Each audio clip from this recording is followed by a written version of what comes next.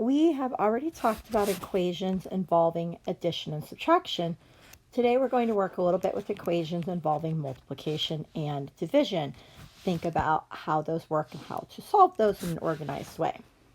What you see on your screen right now is a multiplication equation. Remember in algebra when we see 6x, that actually means 6 times x. So we have to remember that. So what this is saying, if you remember what multiplication means, multiplication is grouping.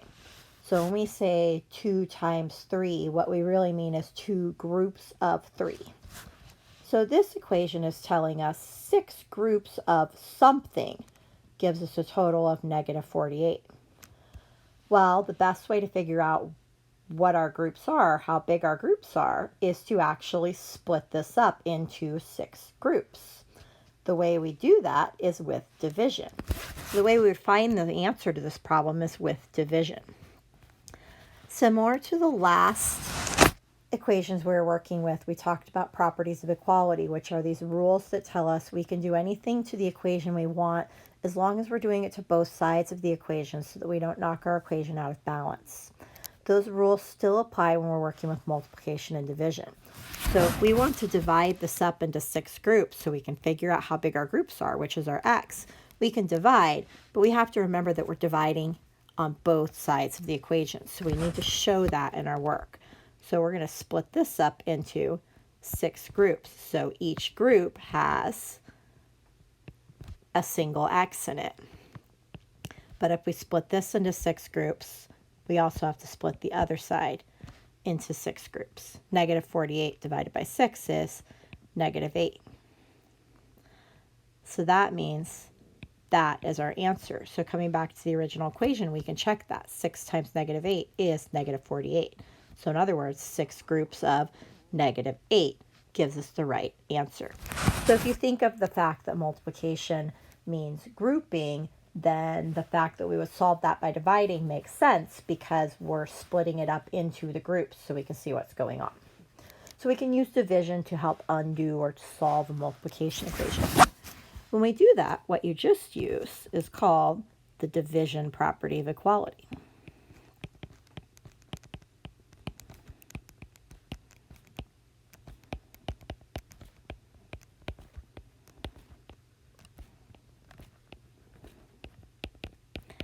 Similar to the addition and subtraction properties of equality, the division property of equality basically says that we can divide both sides of the equation by the same number without changing the answer to the equation or without knocking the equation out of balance.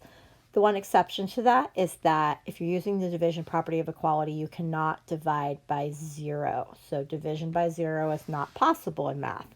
That is something that you will learn more about in a different lesson. But for now, you need to know that the quirk with the division property of equality is that you can't use it to divide by 0. You can divide any other number. So that is how a multiplication equation works. Now let's look at a division equation. So a division equation, you can write division in 2 different ways. So a lot of times in algebra, you'll see it written with a division bar like this. So that actually means x divided by negative 2. We're just writing it out in a slightly different way. So this problem is x divided by negative 2 equals 7.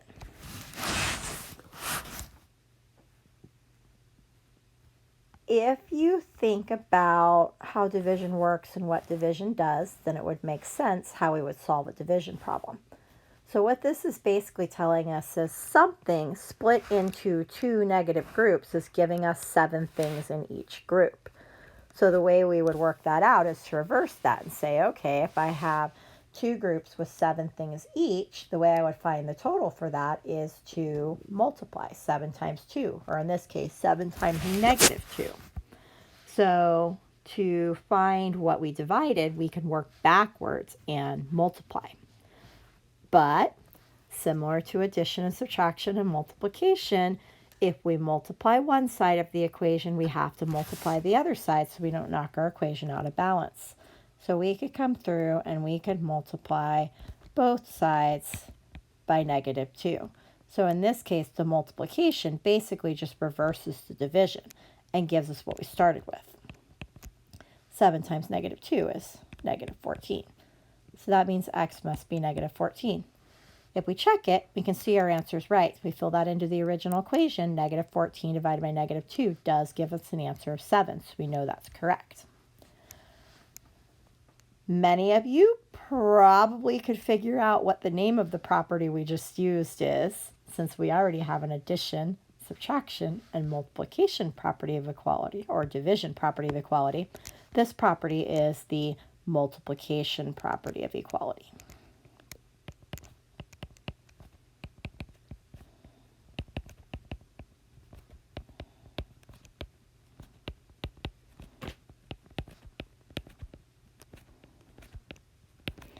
Similar to the other properties of equality, multiplication property of equality says that I can multiply an equation without changing the fact that the two sides are equal, without knocking it out of balance, as long as I multiply both sides of the equation by the same number.